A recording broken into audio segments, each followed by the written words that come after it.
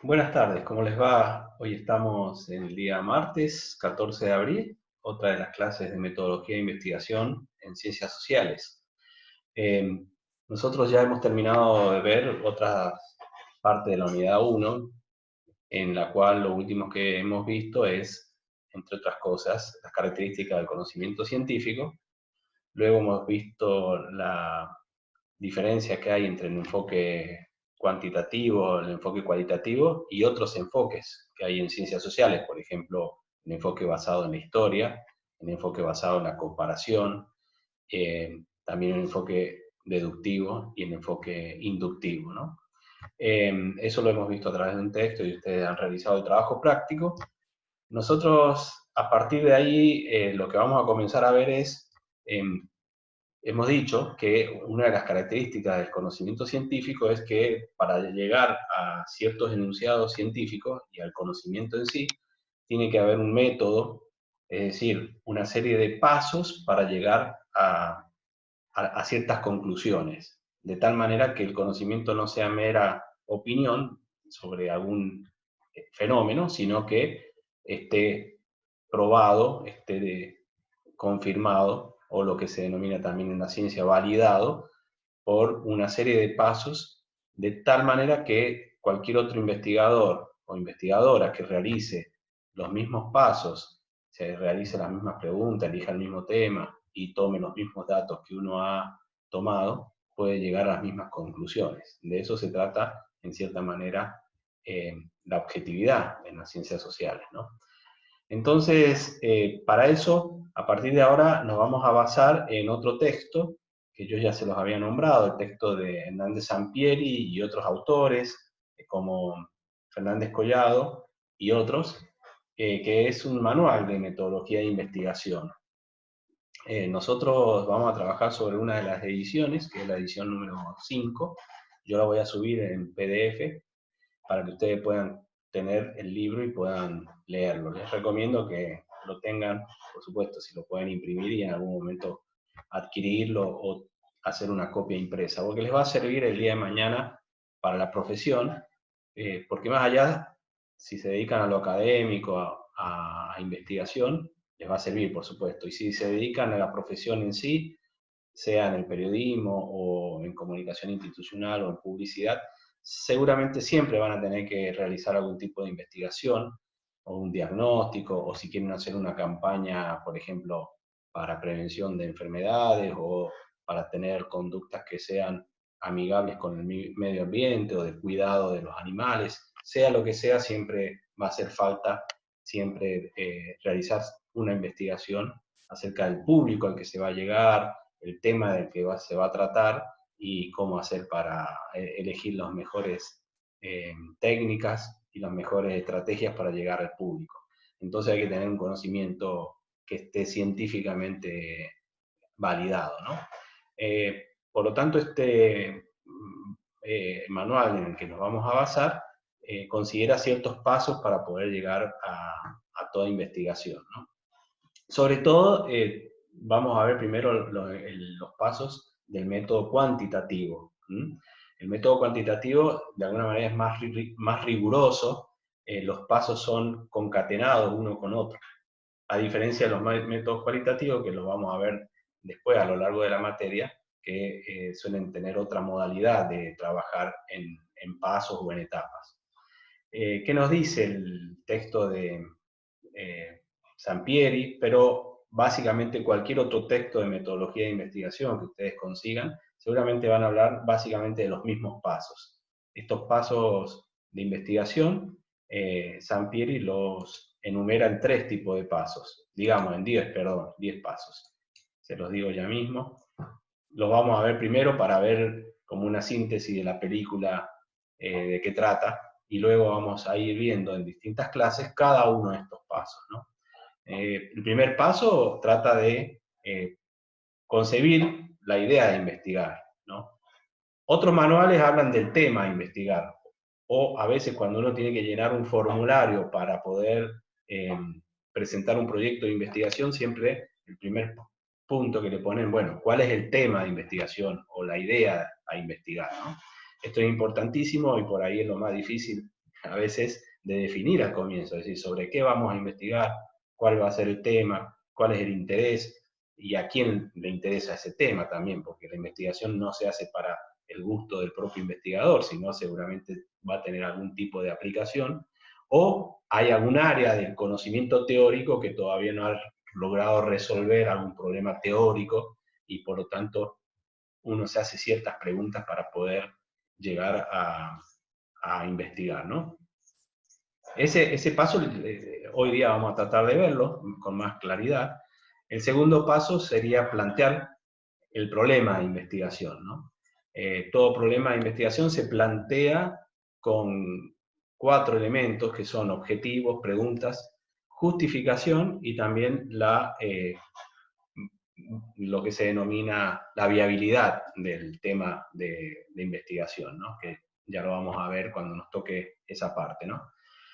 Luego, como estamos hablando de investigación científica, se hace la elaboración del marco teórico, porque acordémonos que, como hemos dicho, una de las características del conocimiento científico es que el conocimiento es sistemático y es acumulativo. ¿Esto qué quiere decir? Que para llegar a un conocimiento nos basamos en conocimientos anteriores. ¿Cuáles son los conocimientos anteriores? Bueno, todas las grandes o las pequeñas teorías, tanto sociales como las teorías comunicacionales, que hablan sobre el tema que uno va a investigar. ¿Mm? Supongamos que uno quiere investigar, a ver, supongamos que uno quisiera investigar cuál es la efectividad que puede tener una campaña comunicacional para prevenir la gripe, que se nos acerca ahora la época de invierno, por lo tanto hay campaña de vacunación para la gripe, y muchas veces comunicadores institucionales en el Ministerio de Salud o en otras instituciones les piden, bueno, que elaboren una campaña. Primero, para elaborar esa campaña hay que conocer el público al que hay que llegar y por lo tanto hay que hacer un diagnóstico de ese público. Por ejemplo, cuáles son los medios de comunicación que más usan, que más consumen, cuál es el capital cultural que tiene esa población.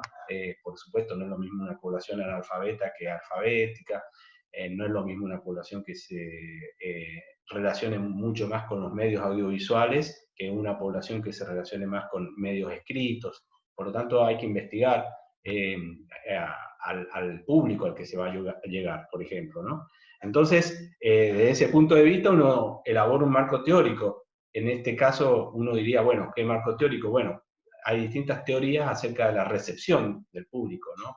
Acerca de cómo el público recibe los mensajes y cuál es la mediación más importante en la cual ciertos públicos interpretan esos mensajes, ¿no? Eso seguramente lo han visto en alguna teoría de la comunicación, como el caso de Martín Barbero, que habla de que no es tanto lo importante lo que los medios dicen, sino la interpretación cultural que tienen las recepciones, lo que él llama el estudio de estudiar de los medios a las mediaciones. ¿Cuáles son las mediaciones? Bueno, son mediaciones culturales o institucionales en la cual uno está inscrito como sujeto, uno pertenece generalmente a una familia, a un barrio, a una provincia, a una clase social que tiene un marco de interpretación cultural acerca de la realidad.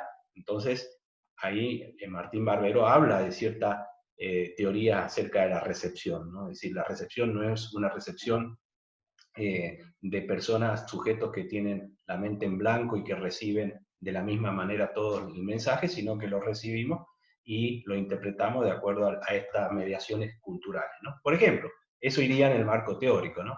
Lo mismo, si alguien quiere plantearse como tema de investigación, supongamos, desde el área que hemos visto, las 5 áreas de investigación, una es el área de los contenidos, de los mensajes. Si uno quisiera estudiar, bueno, a ver, veamos, el grado de, eh, por ejemplo, de discriminación que puede haber en los mensajes acerca de discriminación étnica, ¿no? Entonces uno podría hacer una investigación a ver cómo los medios de comunicación tratan los temas que tienen que ver con migración de personas de otros países. Bueno, uno ahí entonces en el marco teórico va a tener que dar cuenta, a ver cuáles son las teorías que hablan de la discriminación étnica, en qué consiste, qué significa.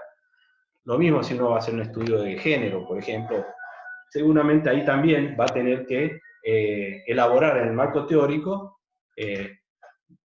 a ver de qué postura o desde qué posición teórica va a abordar el tema de género, porque no es lo mismo las teorías antropológicas de género que las teorías psicológicas o las teorías sociológicas, o dentro de cada disciplina hay distintos enfoques también acerca de género. Bueno, por lo tanto, la elaboración del marco teórico es muy importante para toda investigación, para que sea realmente científica. Porque además, en el marco teórico uno va refinando la terminología, los términos que uno va a usar, ¿no?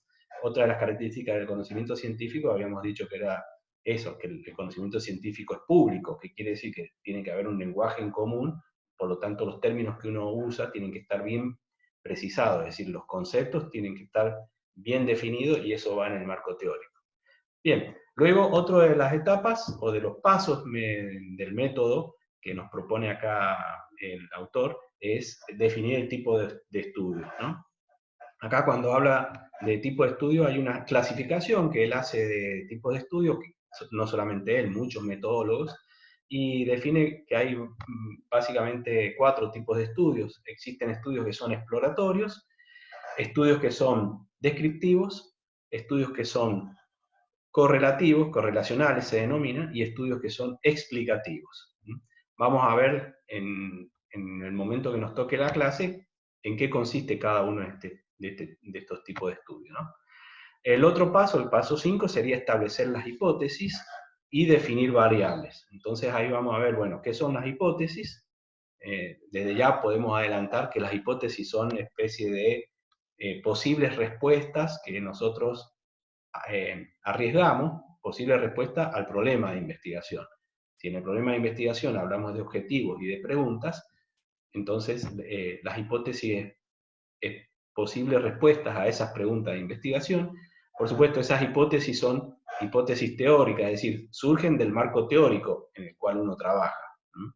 Por lo tanto, esto responde de alguna manera a uno de los enfoques que ustedes han visto, que es el enfoque deductivo, que dice que a partir de teorías o de conceptos generales o de leyes generales se van deduciendo hipótesis particulares y desde ahí, desde leyes o hipótesis particulares, se va a lo más empírico, ¿no? Bueno, luego de definir las hipótesis, vamos a ver también que hay distintos tipos de hipótesis, vamos a definir variables, qué significan variables. Bien, luego el otro paso es definir el diseño apropiado de investigación. En general, una vez que están establecidas las hipótesis, de lo que se trata, los pasos siguientes de una investigación es tratar de probar esas hipótesis, es decir, esas posibles respuestas a las preguntas de investigación, hay que probar, es decir, hay que o verificarlas o refutarlas. ¿Ah? Supongamos que en una de las hipótesis yo tengo que hacer una campaña comunicacional para prevenir o para promover la vacunación en cierta población. Bueno, una de las hipótesis que yo puedo manejar es, bueno, la población con la que voy a trabajar es una población que usa mayoritariamente celular y medios virtuales y redes sociales para informarse y para comunicarse. Yo después tengo que hacer la investigación a ver si es cierto. Entonces, si yo después hago la investigación y hago, por ejemplo, encuestas y le pregunto a la gente, a ver, ¿usted qué medio usa para informarse? ¿Usa los medios tradicionales, la radio, la televisión? ¿O usa las redes sociales vía métodos o técnicas digitales, ¿no? El celular, la computadora? Y supongamos que en los datos después me da que en realidad no hace uso poco del celular o de las redes, sino que usa los medios tradicionales, la radio, por ejemplo. Entonces ahí la hipótesis que yo tenía queda refutada, se denomina, ¿no? Se refuta, por lo tanto se rechaza esa hipótesis y uno dice, bueno, no usa a los medios nuevos, a las redes y a los medios digitales, sino que la población con la que trabajo usa mayoritariamente la radio. Por lo tanto, uno va a encarar la estrategia comunicacional de una campaña a través de la radio y no de los medios tradicionales. Por ejemplo, esa sería una manera de trabajar, ¿no? Por eso, diseñar, seleccionar el diseño apropiado para una investigación significa, bueno, de acuerdo al problema de investigación, al marco teórico y a las hipótesis, hay que ver cuál es el mejor diseño de investigación. Para eso hay distintos tipos de diseño de investigación. Lo vamos a ver ahí. Una, por ejemplo, lo más clásico son las investigaciones de tipo experimentales. Eso, como hemos visto, este método, que es el método cuantitativo, proviene de las ciencias físico-naturales. Y ya sabemos que en las ciencias físico-naturales una de las maneras de trabajar es mediante la experimentación, ¿no? ¿Qué significa la experimentación? Bueno, yo tengo que someter un objeto a ciertas condiciones para ver si produce aquel efecto que yo estoy esperando, ¿no? Lo someto a ciertas causas para ver si produce un efecto. Por ejemplo, yo tengo la hipótesis dice que, o la teoría dice que el agua está conformada por oxígeno y por hidrógeno. Entonces, si yo quiero hacer una verificación de esa teoría, tengo que hacer una hipótesis y tengo que hacer una experimentación. ¿Cómo lo hago? Bueno, tomo gas, un tubo de gas, supongamos, de oxígeno, otro hidrógeno, bajo ciertas condiciones, tengo que someterlo a un experimento para ver si mezclamos el oxígeno con el hidrógeno, se produce agua. Si se produce agua, estoy verificando la hipótesis, ¿sí? La estoy comprobando. Ahora, si no se produce agua, bueno, algo ya a esta altura ya sabemos que se produce agua, ¿no? Pero supongamos que no supiéramos, bueno, tendríamos con el experimento la confirmación. Ahora, si no se produciría agua, ya hay que ver qué pasa. Puede haber un error en el experimento, o puede ser que el agua no está compuesta por hidrógeno y por oxígeno, sino por otros componentes, ¿no? Bueno, ya sabemos que el agua está hecha de hidrógeno y oxígeno, por lo tanto, ahí veríamos que investigar un tema como ese no tendría ningún sentido porque ya son conocimientos adquiridos, ¿no? Pero bueno, es más o menos así como se trabaja. Es decir, el diseño puede ser experimental, puede ser cuasi experimental o pueden ser no experimentales. En las ciencias sociales, por lo general, se usan muchos diseños no experimentales, es decir, porque no se experimenta con la gente, con lo social. Salvo en algunos casos, por ejemplo, en psicología, o en algunos casos de estudios de recepción, de estudios de medios, que se han hecho experimentos, por ejemplo, para probar y ver si ciertos contenidos en ciertos productos comunicacionales producen cierto efecto, ¿no? Por ejemplo, someter a niños a dibujitos animados que tienen mucha violencia y someter a otro grupo de niños a dibujos a dibujos animados sin contenidos violentos. Entonces se toman los dos grupos y se ve qué reacción tiene un grupo y qué reacción tiene otro, ¿no? En ese caso sí se puede hacer una cierta experimentación, ¿no? Por supuesto que toda experimentación con seres humanos tiene que tener una cierta cantidad de protocolos y de aceptación, en este caso tanto de los niños como de los padres, y también si es con adultos, aceptación por parte de los adultos, lo que se denomina consentimiento informado, ¿no? Hay ciertas condiciones, ¿no? Pero bueno, se han hecho estudios de ese tipo, sobre todo en épocas de guerra. Ustedes saben, en Estados Unidos se probaron poner un cuartel con películas, con alto contenido patriótico, mucha bandera norteamericana, con mucho, digamos, contenido de emoción, y a otro grupo de soldados se le ha puesto otra película. Entonces después comparan a ver cuál de los dos grupos de soldados tiene mayor después de ver la película, quién expresa mayor patriotismo, si el grupo que recibió la película con mucho contenido patriotismo o aquel que no recibió ese tipo de película, sino otra, ¿no? Bueno, ese tipo de estudios serían estudios de tipo exploratorios, pero son pocos los que se hacen. Generalmente se hacen estudios eh, semi, perdón, no exploratorios, sino semi experimentales. Experimentales, semi experimentales y no experimentales, ¿no? Esos serían los tipos de diseño. El otro paso es el 7, es definir una muestra o seleccionar una muestra, porque como estamos en método cuantitativo que viene de las ciencias físico-naturales, cuando uno estudia un fenómeno, es muy difícil estudiarlo en la totalidad del universo o de la población, ¿no? Esto es típico de las ciencias físico-naturales. ¿Ah? Si nosotros queremos saber cuál es la composición química eh, del agua que está en el dique de acá, el dique, los sauces, uno no necesita analizar todo el agua del dique, sino que basta tomar muestras para poder analizarla. Lo mismo cuando uno se hace un análisis de sangre. Uno no lleva los 5 o 6 litros de sangre que uno tiene, sino que uno se toma una muestra bioquímico y analiza una pequeña muestra para ver cuál es el contenido de la sangre. Bueno, lo mismo se hace cuando se hacen estudios sociales. Se toma una muestra de lo que se denomina el universo. Si uno va a hacer un estudio sobre, por ejemplo, lo que es la población de La Rioja, bueno, la población de La Rioja tiene 340.000, 360.000 habitantes, entonces es difícil estudiar toda la población, hay que tomar una muestra. Ahí entonces hay toda una teoría de cómo se selecciona la muestra y cuál es el tamaño que tiene que tener la muestra para que sea representativo de la totalidad, ¿no? El otro paso es la recolección de datos. Uno toma una muestra, pero ¿para qué? Para poder extraer datos de esa muestra, ¿no? Para analizarla, para ver los datos, que me van a servir esos datos para analizarlos, para después poder eh, confirmar la hipótesis que elaboramos antes o refutarla.